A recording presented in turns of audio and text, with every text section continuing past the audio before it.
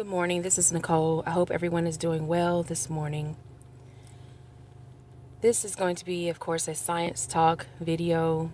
I don't do many videos on radiation because I respect the commentary and shares given by Sister Ajali, the Radical Home Sister. If you have not gone to her channel and subscribed, please do so. She has a Radical Home Sister channel. You can find it on YouTube. Very excellent content from her concerning radiation, concerning the environment.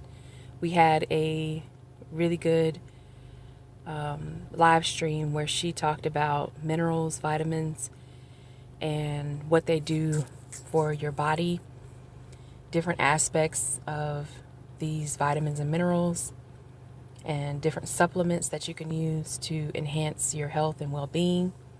So I really appreciate her for doing that. I also appreciate the work coming from Lisa Cabrera because she goes into detail about a lot of the opioids and how that epidemic within the colonizing population has taken them over. But I also can see how both of these sisters give their information, they bring it forth, and I don't want to step on either of their works that they've done. There are opioid articles I'd like to do, and then by the time I get the chance to do it, and I'm in the middle of recording it, Lisa has like 3 or 4 up. So I appreciate that. I'm going to have to find a strategic way to perhaps do videos on opioids, maybe on a chemical from a scientific perspective. So I just wanted to point those 2 channels out, Lisa Cabrera and the Radical Home Sister. So this article is about how human bone reveals how much radiation Hiroshima bomb released, and it is staggering. So if you saw in the image, this was the U.S. dropping an atomic bomb on Hiroshima, Japan, August 6, 1945. And that's the original image that was captured that day. On that fateful day, August 6, 1945, the U.S. dropped an atomic bomb nicknamed Little Boy on Hiroshima, Japan, leading to a nuclear blast that instantly claimed about 45,000 lives. Now the jawbone of one of those casualties belonging to a person who was less than a mile from the bomb's hypocenter is helping researchers determine how much radiation was absorbed by the bones of the victims, a new study finds. The amount is staggering. Analyses show that the jawbone's radiation dose was about 9.46 grays, or gamma rays. A gamma ray is the absorption of 1 joule of radiation energy per kilogram of matter, which in this case is bone. They had a statement that said about half of that dose, or 5 gray, is fatal if the entire body is exposed to it. The co-researcher Oswaldo Bafa, a professor at the University of Sao Paulo's Ribeirão Preto School of Philosophy, Science, and Letters. Previous studies have measured other aspects of the bomb's catastrophic effects, including the radiation dose victims were exposed to from nuclear fallout, which is radioactive dust, and how the fallout affected human DNA and health. However, this is the first study to use a victim's bone as a dosimeter, and a dosimeter is a tool that allows scientists to measure an absorbed dose of ionizing radiation, the researchers said.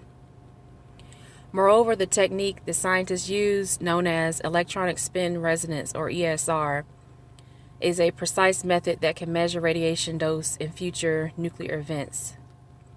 So as the electrons spin, you can measure how fast they're spinning. You can measure how much they're bumping into one another. And you can also measure what part of the body these electrons are spinning. and you can predict how long it would take for them to slow down. So the victim's jaw was found about a mile from the atomic bomb hypocenter in Hiroshima, Japan. And they give a scale. So on A is the jawbone. I believe that's the mandible, part of the mandible. And B, I think the upper part of the jaw. Currently, there is renewed interest in this kind of methodology due to the risk of terrorist attacks in countries like the U.S. Techniques such as this one can help identify who has been exposed to radioactive fallout and needs treatment in the event of a nuclear attack. This has been going on for decades. They've been doing this research. It says the new finding is decades in the making. In the 1970s, senior researcher Sergio Mascarenhas, who was then a physicist at the University of Sao Paulo's São Carlos Physics Institute, discovered that X-ray and gamma-ray radiation made human bones slightly magnetic, according to the statement. This phenomenon, called paramagnetism, happens because the bone contains a mineral called hydroxyapatite. When bone is irradiated, it produces CO2 that shows up in the hydroxyapatite. The resulting free radicals can then be used as a marker for radiation dose in bone. I need to look up more about hydroxyapatite. That sounds kind of interesting. At first, Mascarenhas thought he would use this technique to date ancient bones for archaeologists. His research was so widely lauded that Harvard University invited him to teach. On one trip from Brazil in 1972, Mascarenhas stopped in Japan so he could test the method on the remains of people from the Hiroshima blast. They gave me a jawbone, and I decided to measure the radiation right there at Hiroshima University. I needed to prove experimentally that my discovery was genuine. His analysis was rudimentary. The lack of advanced computers meant that the estimate couldn't separate the atomic bomb-induced signal from the background signal. Even so, he presented the results at the American Physical Society's annual March meeting in Washington, D.C. in 1973. Mascarenhas was allowed to keep the jawbone and brought it back with him to Brazil. I would not be traveling with no jawbone that's radioactive. Yeah. They didn't have a lot of ethics back then in the 70s, I guess, or safety precautions, hazard precautions. You can't travel with nothing like that nowadays.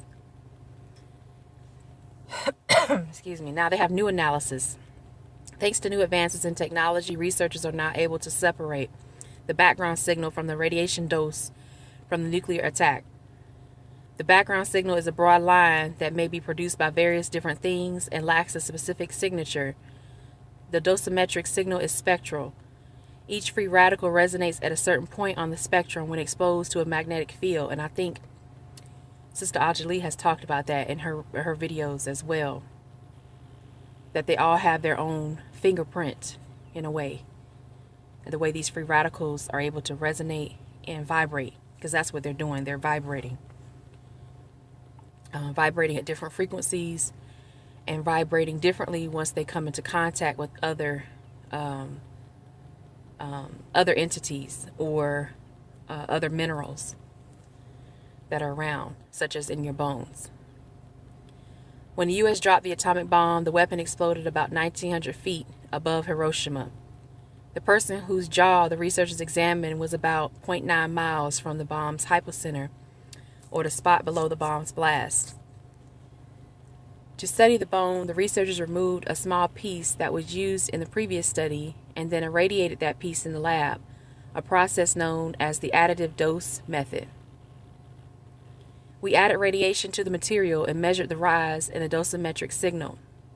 By extrapolating from this signal, the researchers were able to measure other samples, including different parts of the jawbone. This technique allowed them to determine the radiation dose the bone received, which is similar to the dose distribution found in different materials around Hiroshima, including wall bricks and roof tiles. The measurement we obtained in this latest study, is more reliable and up to date than a preliminary finding. But I'm currently evaluating a methodology that's about 1,000 times more sensitive than ESR. We'll have news in a few months.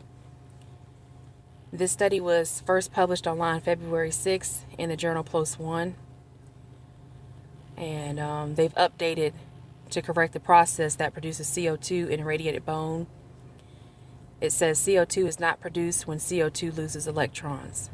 So that was something they made a correction there. I don't think there are any comments in this article. This is just a live science, and you can go to livescience.com and find other articles. I hope you enjoyed this piece of information. It could be linked to some of the other presentations that Radical Home Goddess has done. Please let me know what you think in the comment section. Like, comment, subscribe. If you're new to my channel and this is your first time seeing my content, please subscribe. And don't forget to hit the notification bell so you'll know when I post a new video or go live. Have a great day. As always, stay safe.